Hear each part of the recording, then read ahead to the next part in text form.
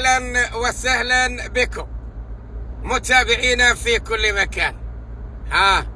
بعدك زعلان على صاحبك؟ بعدك زعلان على صديقك؟ أو زعلان على أخوك أو على أختك أو على أمك أو أبوك؟ أنت بعد بتصيرين زيه؟ رمضان قرب وما زلنا. والله لو يتدخل منه ما راح أكلمه وما راح أسلم عليه. لا لا لا يا جماعة، مو كل سنة يمر رمضان ويروح رمضان والأقارب بعيدين عن بعض والأصدقاء بعيدين عن بعض. صلة الأرحام مطلوبة يا جماعة، تعاملك مع الآخرين مطلوب.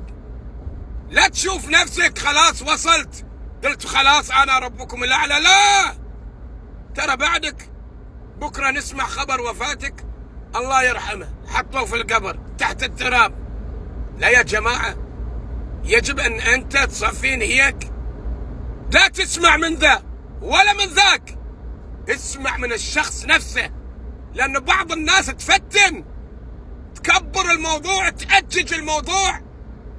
والله يا جماعة فهموني صح، ترى ما تنفع كلمة يا ليت ولو، هذا على قولة المغني، كلمة يا ليت ولو ما تنفع الحجاي. الله،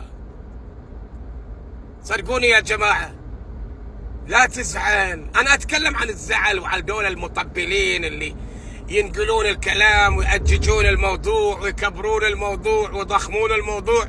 ترى رمضان أيحب أحدكم أن يأكل لحم أخيه ميتا فكرهتموه؟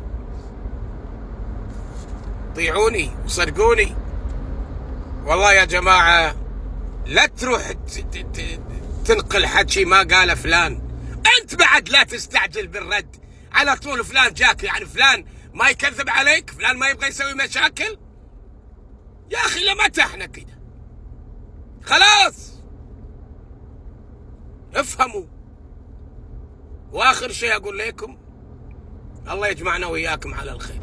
حتى أنا ألوم نفسي لما تشوف ناس يتكلمون في المجلس على واحد من الشباب، حتى لو ما تعرفه، وقف عند حده ولا وقف، لا تتكلم على فلان. ترى احنا بعد إياك نشترك في هذا الكلام اللي تقوله. وقفة لو كل واحد سوى كده نجحنا.